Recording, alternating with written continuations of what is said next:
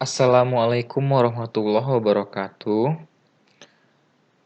Okay, class, this is our first meeting today. Allow me to introduce myself. I'm Royan Arif Al Ihsan, and everybody usually calls me Royan. Okay, I hope you enjoy this video. I hope you enjoy my class.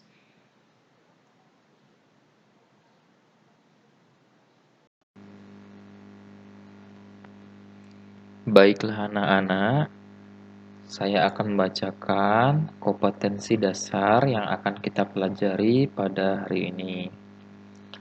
Ada 2 poin, yaitu 3.1 dan 4.1. 3.1 menerapkan fungsi sosial, struktur teks, dan unsur kebahasaan teks interaksi, interpersonal lisan dan tulis yang melibatkan tindakan menyarankan untuk melakukan atau tidak melakukan sesuatu dengan penjelasan, serta meresponnya sesuai dengan konteks penggunaannya. Jadi, di poin kali ini, poin 3.1, kita akan lebih berfokus kepada teks interaksi interpersonal lisan dan tulis yang melibatkan tindakan menyarankan. Nah, apa itu teks interaksi interpersonal? Teks interaksi interpersonal adalah teks yang digunakan untuk berhubungan dengan orang lain dengan tujuan agar kita bisa menjalin komunikasi dengan orang lain secara baik dan benar, dalam arti kata bersosialisasi. Nah, mungkin anak-anak sekalian pernah melihat teks interaksi transaksional. Nah, teks interaksi transaksional itu bedanya ialah teks yang digunakan untuk berhubungan dengan orang lain dengan tujuan agar kita memperoleh apa yang kita kehendaki.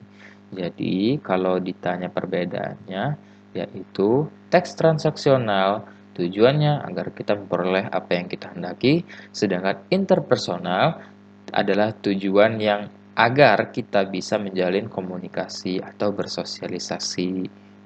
Baik. 4.1 kita di sini dituntut untuk menyusun teks interaksi interpersonal lisan dan tulis yang melibatkan tindakan menyarankan. Jadi kita akan menyusun teks interpersonal lisan yang melibatkan tindakan menyarankan untuk melakukan atau tidak melakukan sesuatu dengan penjelasan dan meresponnya dengan memperhatikan fungsi sosialnya. Baik, kita ke slide selanjutnya. Next.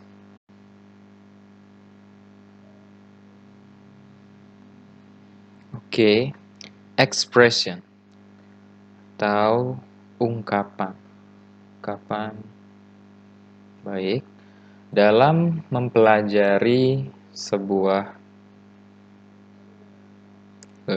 kalimat saran atau ungkapan saran, biasanya ada banyak sekali saran, ungkapan yang telah menjadi lazim untuk digunakan dalam lingkungan sekitar. Seperti di sini ada kata let's. Let's di sini adalah singkatan dari let us, yang disingkat menjadi let's, artinya ayo, mari, ayo kita. Nah, selanjutnya ada why don't we. Why artinya kenapa, don't artinya tidak, we artinya kita. Kenapa tidak kita? Selanjutnya ada ungkapan we could. We artinya kita, could artinya bisa atau dapat. Could sendiri adalah bentuk kedua dari can. Selanjutnya ada what about. What about di sini artinya bukan apa tentang, Melainkan artinya adalah bagaimana dengan. Bagaimana dengan. Selanjutnya, ada how about. How about. Dua kalimat tersebut, what about dan how about, artinya sama, yaitu bagaimana dengan. Bagaimana dengan. Jadi, kalian tinggal pilih salah satu, ingin menggunakan ungkapan how about atau what about. What about. Oke, selanjutnya, next. Ada I suggest that. Artinya, saya menyarankan bahwa. Selanjutnya, ada you should. You artinya kamu, should artinya semestinya atau seharusnya. Kamu harus atau kamu mestinya sama saja. Selanjutnya ada I think. I think. Saya pikir.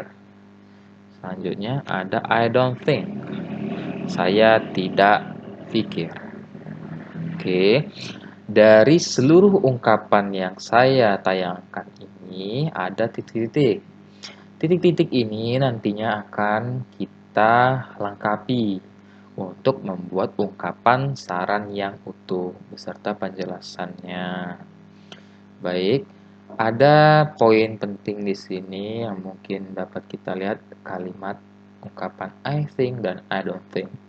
Umumnya, dua kalimat ini digunakan untuk berpendapat, bukan untuk menyarankan. Akan tetapi, kita dapat menggunakan I think dan I don't think diarahkan kepada kalimat ungkapan saran. Karena saran itu bersifat abstrak, maka I think pun dan I don't think, dua ungkapan ini bisa kita arahkan kepada ungkapan saran. Contoh, teman Anda membeli mobil, dan teman Anda berkata kepada Anda, mobil saya bagus nggak? Nah, Anda menggunakan kalimat I think. I think you should buy another one. Berarti Anda berpendapat, ya, Anda berpendapat di sini, tapi Anda juga menyarankan. Maka dari itu, I think you should buy another one. Kamu di sini mengungkapkan suatu saran kepada teman Anda untuk membeli satu yang lain. Selanjutnya, kalau kita di sini hanya untuk berfokus berpendapat menggunakan kalimat I think, mungkin Anda bisa berkata seperti ini. Kawan Anda berkata dulu, mobil saya bagus nggak? Terus Anda berbicara seperti ini. Ya, I think so. Ya, saya pikir demikian. Berarti Anda berpendapat. Beda ya antara I think you should buy another one sama I think so. Oke, itu contohnya saja. Gabungan antara pendapat dan saran. Lanjut.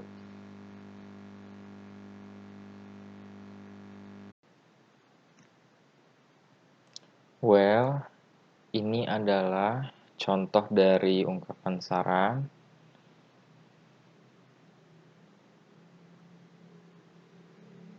Ya, bisa kita lihat di sini seperti sampel yang sebelumnya.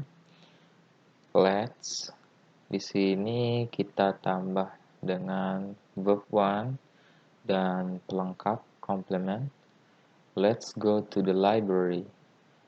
Ayo pergi ke perpustakaan.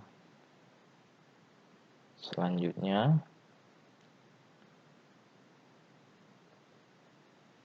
why don't we do our homework before going out? Kenapa kita tidak mengerjakan PR kita sebelum keluar? Lanjut. We could eat at home today. We could eat at home today. Kita dapat makan di rumah hari ini. ketika ada suatu permasalahan dalam memilih eh, tempat makan, kita bisa menyarankan dengan we could eat at home today jika kita ingin menyarankan teman kalian untuk makan di rumah. Lanjut, next ada what about. What about eating at the new place? Artinya, bagaimana dengan makan di tempat yang baru? Nah, khusus what about, dia akan ditambah dengan verb ing. Jadi bukan verb one lagi seperti di atas ini ya. Kita tambahkan dengan verb ing. Kenapa? Karena about di sini adalah kata depan atau yang biasa disebut dengan preposition.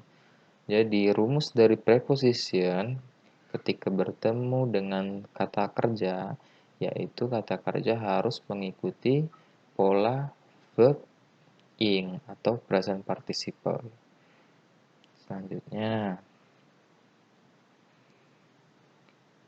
ada how about going to Sam's place first. Bagaimana dengan pergi ke tempat Sam's terlebih dahulu? Bagaimana dengan pergi ke tempat Sam dulu? Baik, selanjutnya I suggest that we call it a day.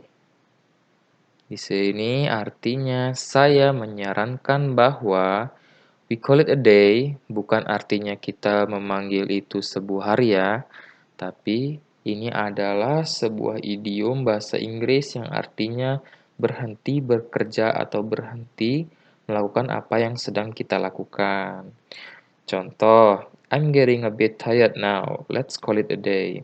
Artinya, saya merasa agak lelah saat ini. Mari kita sudahi dulu. Jadi di sini kita artikan saya menyarankan bahwa kita sudahi dulu. Selanjutnya, you should try some new medication. Kamu mestinya mencoba beberapa pengobatan baru. Lanjut. I think you should go and meet her. Saya pikir kamu mestinya pergi dan bertemu dia. Alright, next. I don't think it's worth to deny your happiness. Aku tidak berpikir itu layak untuk menyangkal kebahagiaanmu. Itu contohnya. Sampai sini paham ya? Oke, di sini ada pola preposition plus verb ing. There are many prepositions in English: in, on, about, at, of, before, after, with. Oke, nah di sini ada contoh juga. I will watch TV after finishing my homework. Prepositionnya mana? Preposition ada di after. Verb ing ada di finishing. Asal kata dari finish. Oke. Nah, di sini ada catatan. Kalau dia what about if, kita plus dengan complete sentence atau kalimat lengkap. Contoh, what about if you become me? Bagaimana dengan kalau kamu jadi aku atau kamu jadi saya? How about if you eat my lunch? Bagaimana dengan kalau kamu makan santapan siangku? How about if you eat my lunch? Itu contohnya. Alright, I think that's all for today. If you have a question, please comment down below. I'll see you in the next video. So let's call it a day. Assalamualaikum warahmatullahi wabarakatuh.